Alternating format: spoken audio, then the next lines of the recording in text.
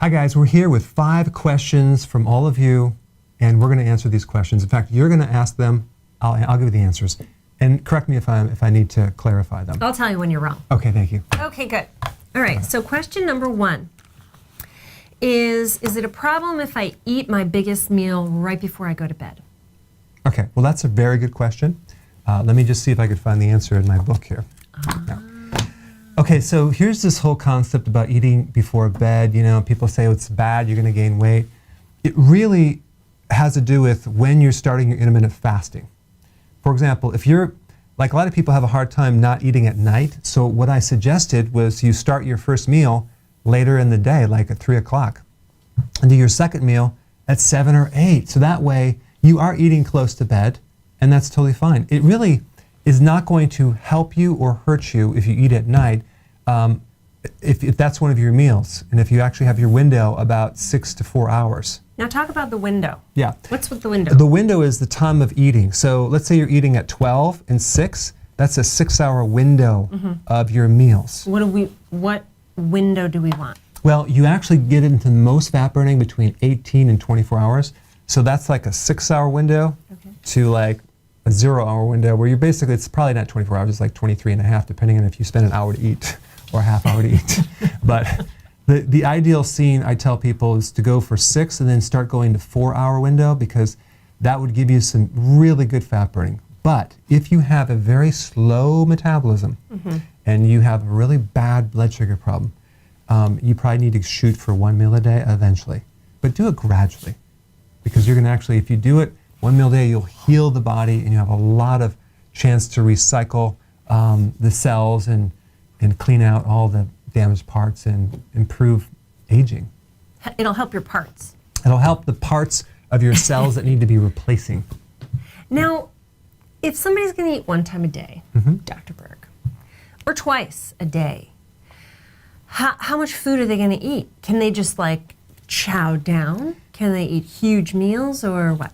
That's a really good question. Let me get my book to answer that one. Let me see, that was on page 23. Okay.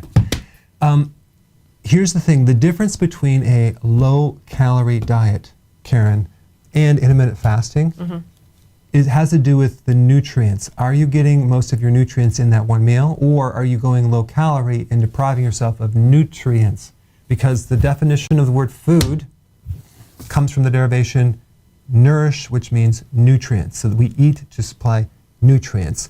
Most people eat for a sensation, which is good or bad, depending on what kind of food you're eating. So as long as you're compensating by adding more of the nutrient-dense foods that 1 time a day, and maybe you might enhance it with supplements or like electrolytes and the B vitamins, you're going to be fine. But yeah, you're going to have to eat more, but not to the point where you're like stuffing yourself like crazy, just like a really good meal. Right. Well, you sort of opened a window. We're using the window a lot. Okay. Okay, but you said if you eat for pleasure, you have to eat more nutrient-dense food, but that's fine as long as you're eating in the window. So it sounded to me like you're saying it's okay if you're eating other things for pleasure. So let me clarify that. What I meant is that there are, like for example, I get pleasure from eating a salad. Okay. Okay. Yeah. I'll get pleasure from eating liverwurst. Eggs. I enjoy them. I love avocado, like the pizza recipe, right, with the cauliflower. I dig that. Right. So that's what I'm talking about. You can get pleasure from eating low-carb foods. I mean, that pie that you made, that pecan pie, that was pleasurable. The ice cream is pleasurable without sugar.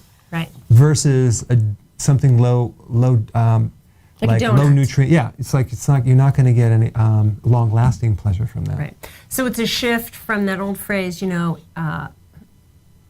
eating, living to eat, or eating to live. Right. You eat to live. I do. But you enjoy your eating. Right. So, but the first purpose should be, how am I going to survive better on that food?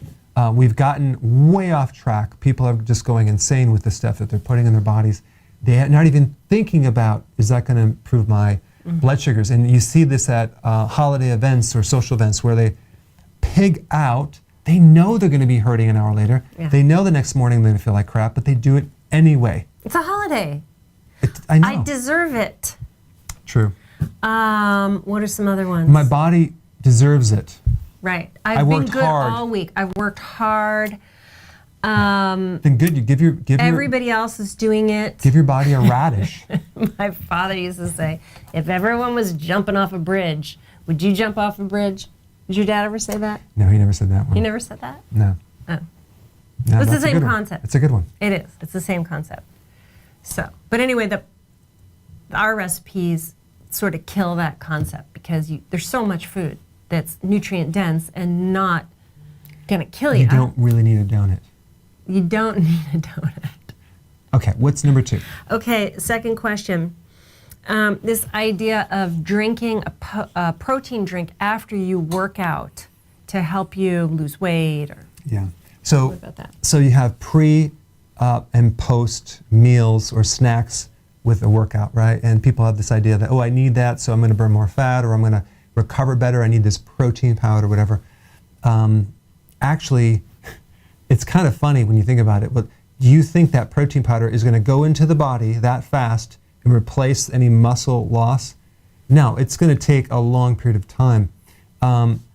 What is happening is you're just basically putting food into the stomach, which is not going to be digested for hours later. You know, it's going to take a while. And then What do you mean? Well, it takes a while for it to digest. So it's not necessarily going to fix anything when you're working out. Does that make sense? So here you are, you're working out. People Right. are thinking, I'm depleting my nutrients. I better put it back in there to enhance their performance, whatever. Well, that food is not going to digest for the next several hours. So it's like... But I think the question is really about a protein powder drink, like these protein drinks before or after. Is Right. there any difference drinking it after a workout versus just drinking it any time during the day? What's happening is, again, every time you put something in your stomach, there's a change that happens in the stomach where you actually spike insulin. So now we just worked out, we spiked insulin. Insulin blocks fat burning. If you have insulin resistance, it'll actually won't allow you to even absorb those amino acids as well. So even a sugar-free protein drink. It's not a good idea, especially if you want to see results. What you should do is do intermittent fasting and work out, ideally in your fasting window if you can do it. If you can't, then eat close to your meal. But what'll happen? Eat close to your meal. Sorry, work out close to your meal. Yeah, that sounds correct. Yeah, Eat you need to very eat very close to your meal. To your meal time. Yeah, and then exercise. That's all right. Yeah, exactly. So I'm glad you're here. That's why we have Karen to correct some of these mistakes. See? I think you need to help me do the other piece. videos as well. Sometimes I'm like, that didn't come out right. So the thing is, goes like, both ways. when you work out, you're creating a kind of a vacuum. You're pulling fat from your fat cells. Okay, you're pulling energy from the fat cells. Okay, You're that's what we sucking it. want to do. Yes. Yes. So why would you want to spike insulin? It's going to stop the whole process. Let your body pull the fat, wait until your first meal, and then wait till your second meal, or whatever, and now you got some really good benefits of that workout. So now, on the flip side, people say, well, I need to consume an energy drink because I get fatigued if I work out. Well, you're just placing the stored sugar that you lost. And that if you're doing that, you're just like depleting your sugar reserves and you're putting them back. I got lost. Okay. Your body actually, when you work out, runs on stored sugar. It's called glycogen. Okay. Okay. That's not the ideal scene. We don't want it to do that. We want it to burn fat. Right. Okay. So what we want to do is mobilize as much fat as possible. When Right. you eat sugar, it shuts down the process. When you work out, your body is mobilizing fat. It's using fat as energy. It has to deplete some of the stored sugar, but then it goes after fat. Okay. So that's one aspect. And also, when you work out, you trigger hormones like growth hormone. Growth hormone is like something that's very beneficial to not just burn fat, but it actually helps you preserve muscle protein. So in other words, it protects you from the loss of muscle. So by doing intermittent fasting, people are concerned, oh my God, I'm not eating, so I'm going to waste away. All my muscles are going to go away. No, no, no, no, no, no. The intermittent fasting protects the muscles. So you won't. That's fascinating. Yeah. And one last point. And one last Your body even if you're doing one meal a day, your body will go into a state where it won't need as much protein. Why? Because there's something that kicks in called autophagy. Autophagy is the recycling of the protein or the cell structure, which is all proteins. It's recycling that more efficiently. So now we get into a situation that is, we don't need as much dietary protein because your body's recycling it. So this would be a good solution for vegetarians or vegans who are like not getting enough protein. Yeah. So they should do keto and intermittent fasting. Then they're not going to have to worry as much about their protein needs. I'm thinking. That's your thinking, Karen. Because some people are concerned, I'm doing 3 meals a day, and then I'm going to 1. Do I have to keep the exact same calories? Not the exact same calories, because your system is more efficient. Okay? Because you can imagine that's like, you can't even fit that in your stomach. Plus, you want to be using your own fuel. Your snack that you're eating between meals is your own fat. Is your hips. So, in fact, I'm going to create a video how to use your own belly. fat. The best Belly snack. snack. The best snack is your own fat. I like that. I think it's good. That has a ring. It's mobile. It's immobilized. You don't have to heat it. You or carry it cool around with you. You don't have to It's always with you. measure serving size. I like it. Let's how can we market coin that? Let's coin that. We can coin it. Yeah. Okay. All right. Coined it. We coined it. Ready for the next question? I'm ready. I've been born ready for that next question. Born ready. Okay. How do I know if I need to support my adrenals? You didn't tell me about that question. It was a throw-in. It was a surprise. Stop me on that one. How do I know if I need to support my adrenals? It's actually just exactly what I just said. Okay. So it's real simple. Okay. All right. Do you have any adrenal symptoms? Okay. Number 1, are you stressed out? How is your tolerance to stress? Can you tolerate crazy people? Can you tolerate incompetent people? Can you tolerate slow drivers? Wow. How is your tolerance to stress? That's the big one. Okay. Number 2, how is your sleep? Do you sleep comfortably? Do you sleep long enough? How is the quality of sleep? So boom, boom. And then also belly fat. That's another symptom of adrenal. And then it goes down the list. I'll give you like inflammation, allergies, autoimmune, blood sugar issues can be caused by adrenal. Excessive thinking all the time, 24/7, can't turn it off. Dementia, high blood pressure, low vitamin D levels. Should I go on?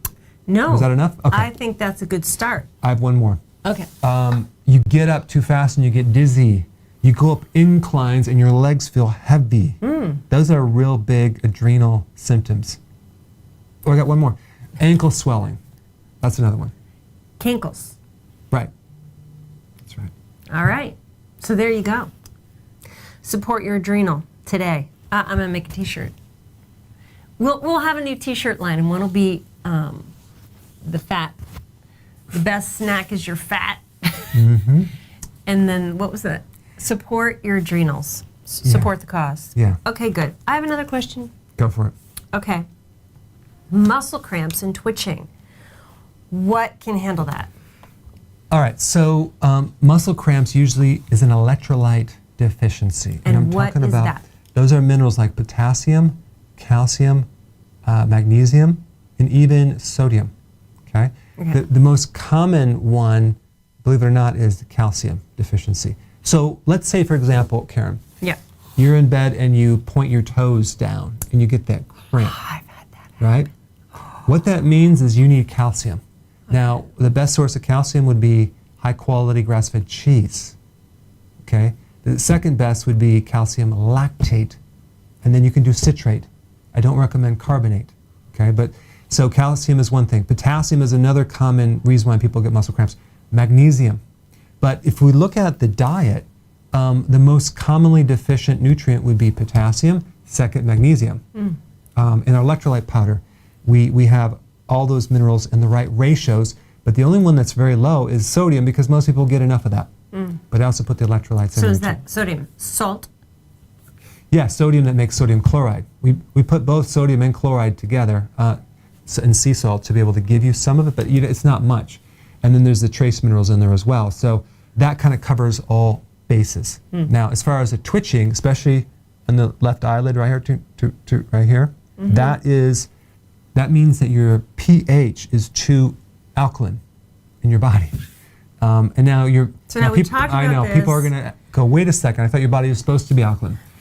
Well, only certain parts of it, like the blood, which should be alkaline. So if the blood should be a certain alkaline level, and it's a little too alkaline, it's like more alkaline, then you'll start having this twitch. So what do I do if my blood is too alkaline? I don't know my blood is alkaline. All I know is that Got a twitch? my eyelid is... Well, what's happening is calcium building up on that nerve. And if you look outside on your spigot where the water hose comes out, Yeah. you ever see those white specks that accumulate? Yeah. That's calcium that's coming out of the water because the pH is alkaline.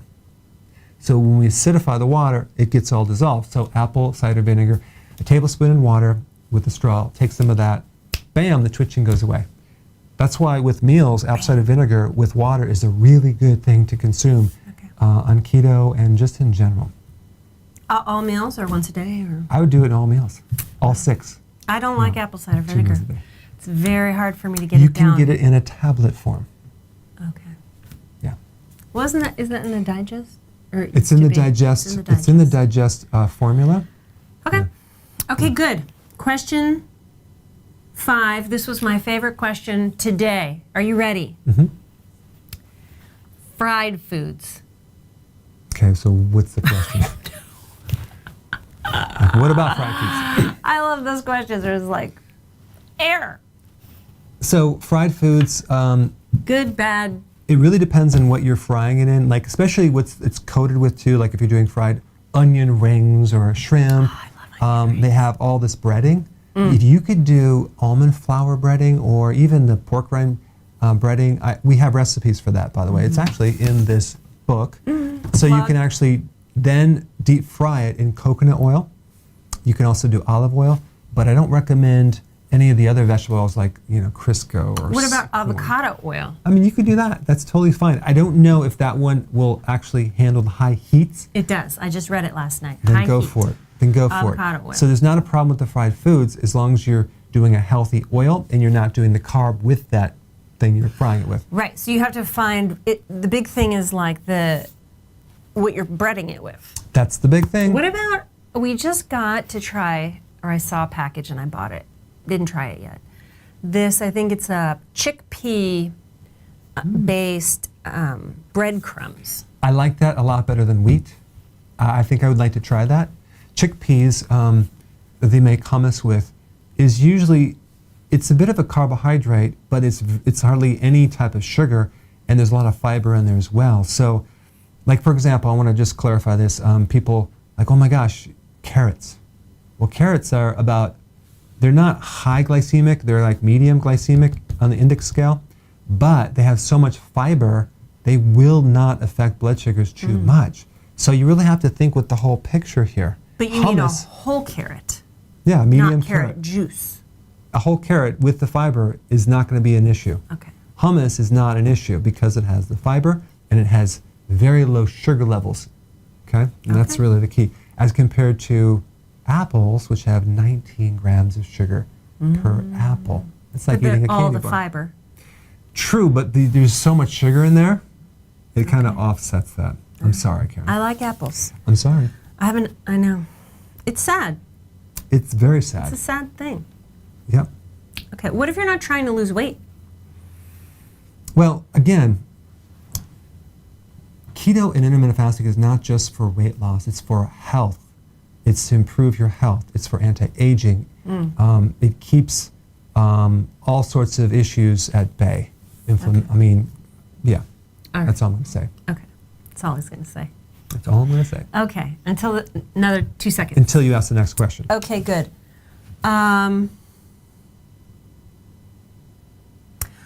Okay, so here's a situation that I have run into. Okay. Okay, now I am not naturally thin. I'm not naturally athletic. I have to work at everything.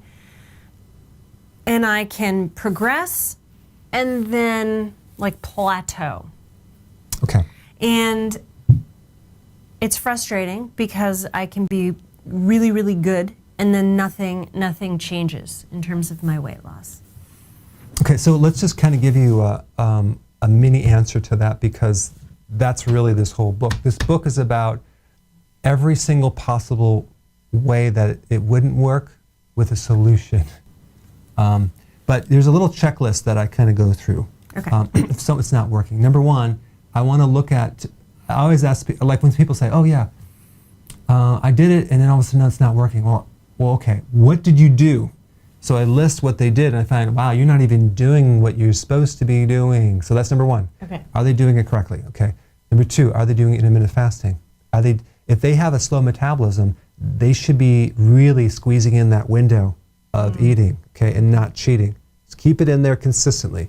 The other thing is that sometimes that because the fat's not going away, they think it's all fat, but it could be atrophied muscle.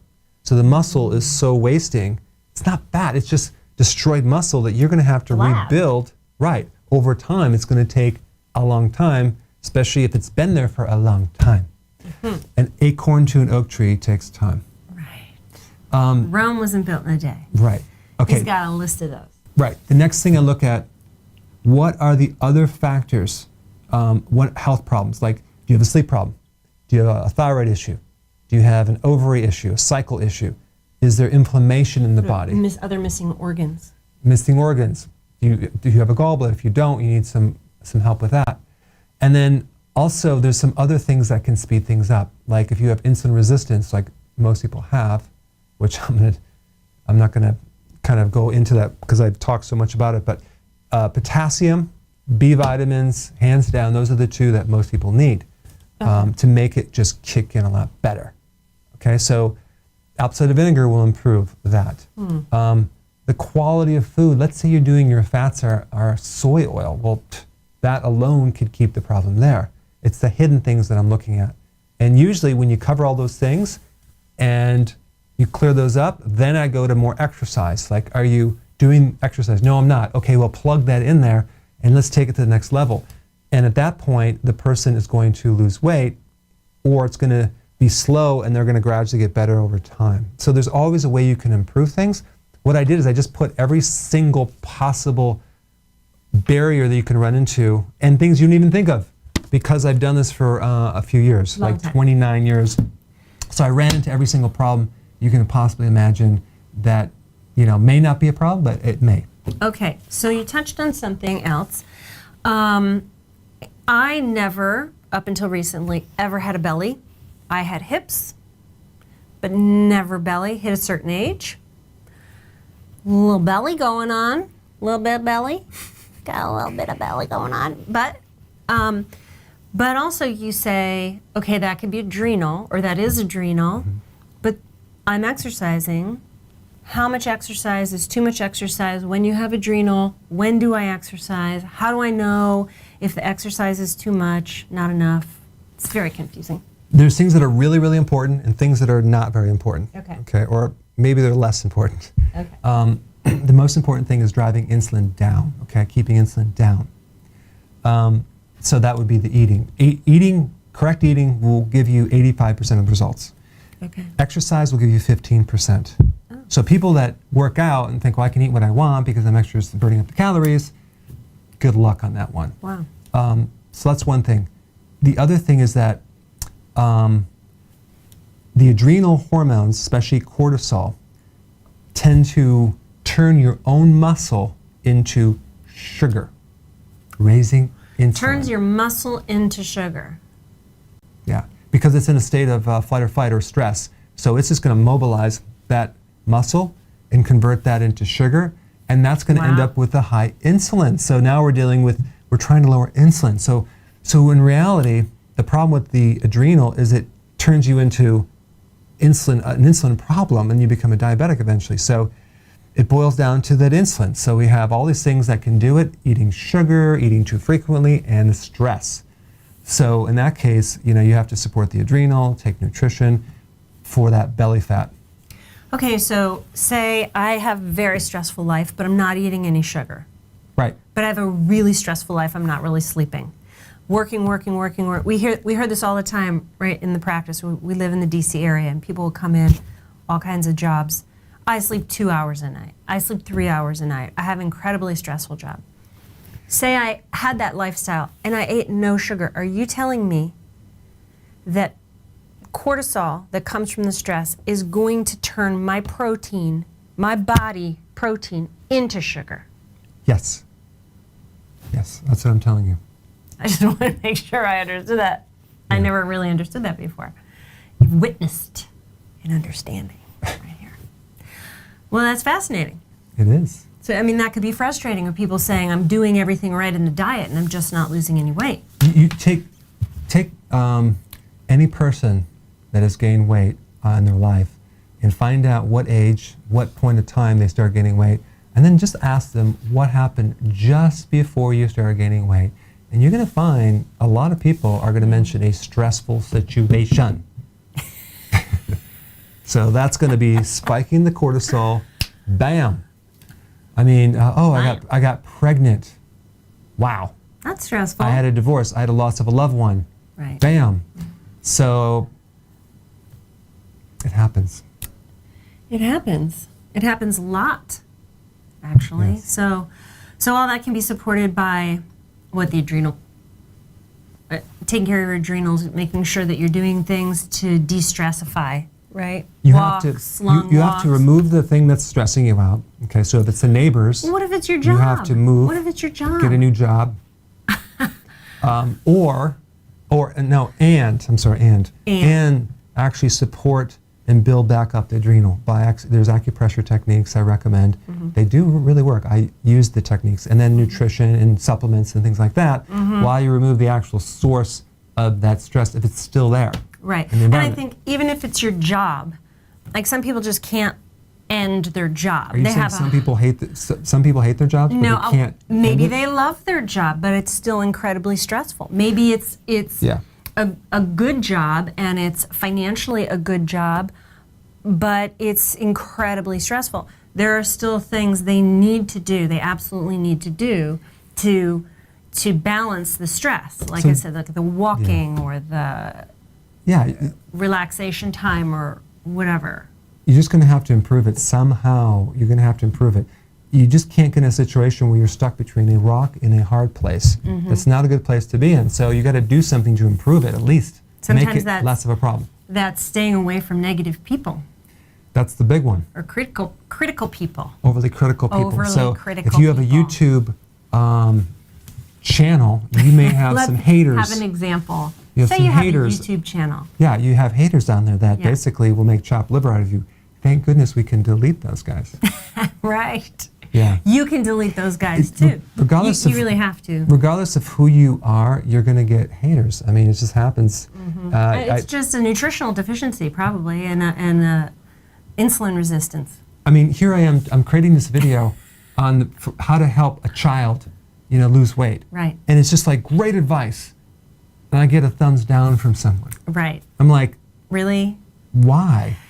So yeah, you have to remove the stress from your life. So changing the food, adding walks, removing the negative people from your environment. Strangulation therapies. Yes. No, delete that. But sometimes you feel like that. Yeah. Right. But it's just you have to get that stuff out of your life as best you can. Control Alt Delete. Control Alt Delete. Yeah. Control Alt Delete right here. Okay. That's the therapy. That's good.